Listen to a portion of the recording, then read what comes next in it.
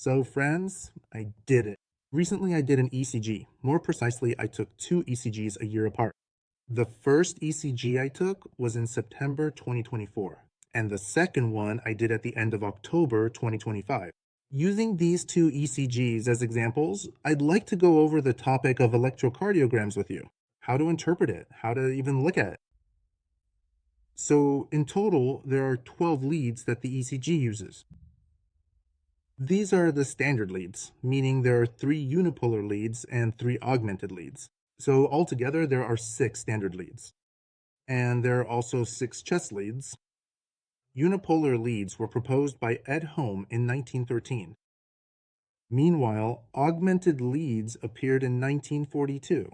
They complement the unipolar leads. So how are the unipolar leads actually applied? A unipolar lead is applied to the right arm, the left arm, and the left leg. An electrode is placed on the right leg. So a red electrode is placed on the right arm and a yellow one, respectively, on the left arm. A green electrode is placed on the left leg and the black electrode on the right leg, which serves as the electrical ground electrode. Accordingly, the augmented leads use the same electrodes, but the current is distributed a bit differently. That is, in this case, a positive charge is present on the arm, or for example on the leg, while the negative charge will be located midway between the two opposite limbs. So basically we can show the ECG itself. It looks like this: first lead, second lead, third lead, AVR lead, AVL lead, and AVF lead. Well, and here on this, here we can see the chest leads themselves, what they look like. So the first thing we need to look at is whether there's any interference. Is there any interference on the ECG? So basically, we check and see that there is no interference. Also, ideally, it's not shown here, but there should be a kind of impulse here. That is in the form of a P. That's how it's shown. So first comes the electrical impulse, shown as a P, and then the actual ECG recording follows. So if nothing is shown, we record that, and then we check how straight the baseline is. Yes, for example, here in the morning bath, if there are any muscle artifacts here, because you need to sit still for 20 to 25 minutes. Yes, right here on the inhale, if you look closely, there are muscle artifacts, muscle tremors. Yeah, that's right. Now, we've determined that basically there are more or less no artifacts, and we also need to check if all the leads are present. So here we can see, yes, that we have leads I, 2, and 3, and AVR, AVL, AVF. And the letter A itself stands for augmented, meaning it's an augmented lead from the right arm, and left leg. So we've checked that all the leads are in place. After that, we look at the intervals. Are the intervals equal? We can make a clinical assessment. And we see that, yes, the intervals are more or less equal. Here it's 6 centimeters, here it's 12. Why is there such a distance? Because here, the paper speed is exactly 50 millimeters per second. There are two options for paper speed. It's either 25 millimeters per second or 50 millimeters per second. So at a speed of 25 millimeters per second, we can see whether there is an arrhythmia or not, how regular the rhythm is, and how synchronized the contractions are at a speed of 50 millimeters per second. We can also directly observe the waves themselves very clearly, how correct or irregular they are, whether they're tall or short. Yeah, so we've noticed this point. Next, we need to determine the electrical axis of the heart under normal conditions, specifically how we determine the electrical axis itself. The axis is determined by the R wave. Actually, I should probably mention what kinds of waves there are. This is the P wave. Yes, I can label it here. P wave. This is the Q wave. There should be a Q wave here. It is negative. The wave appears as positive. The Q wave is negative. The R wave is positive. The S wave is negative. And there is also a positive T wave. And that's basically the whole ECG. So we look at the R wave itself. If the electrical axis of the heart is normal, then the R wave is largest in lead 2. Then it's a bit smaller in lead I. And the smallest in lead 3, like here, like on this tracing. Here we see that the electrical axis of the heart is normal. If, for example, there's some kind of deviation, let's say a leftward shift of the electrical axis of the heart, then the largest wave should be in lead 1, then in lead 2, and then in lead 3, the wave will be the smallest. If the electrical axis of the heart is shifted to the right, then the tallest wave, that is, the lowest R wave, is in lead 3, then in lead 2, and then in lead 3. So it's all the opposite. Next, I'd like to talk about what these waves actually represent and why they differ everywhere. In other words, in some leads they look one way, and in other leads they look different. So look, if the wave is positive, it means that the impulse from the heart is moving in relation to the electrode.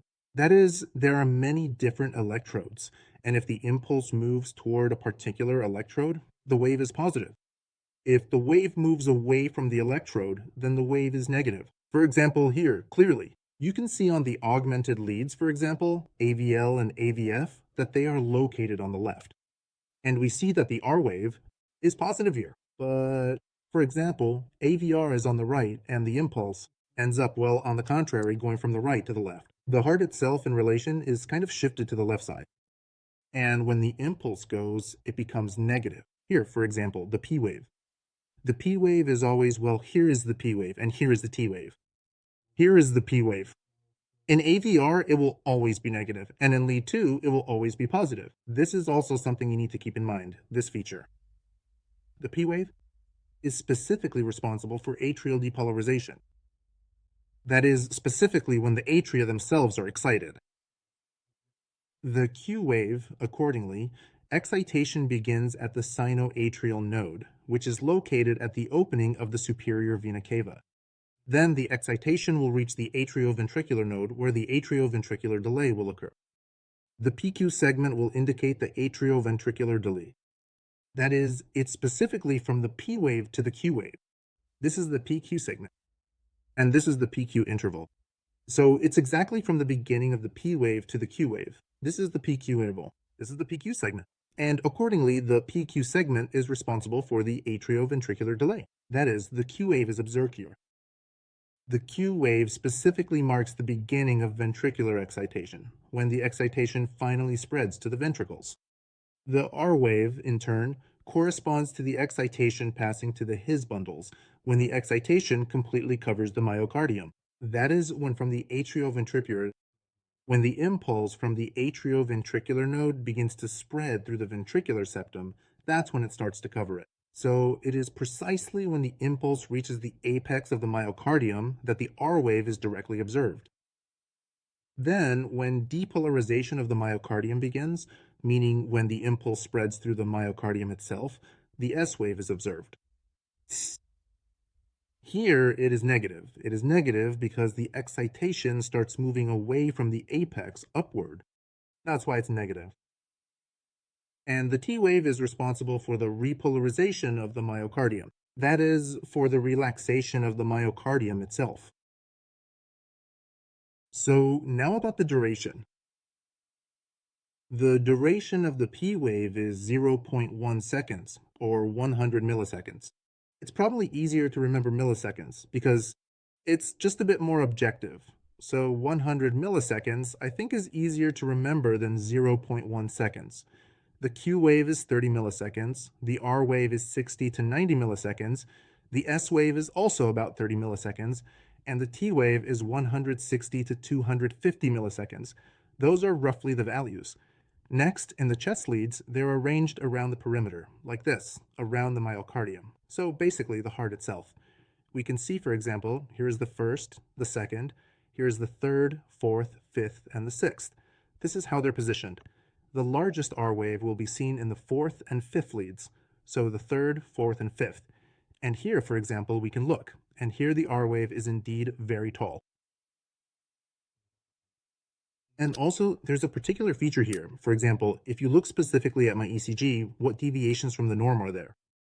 It's that the impulse rate is very low, meaning the heart rate is 53, which is bradycardia. And that's what's shown here.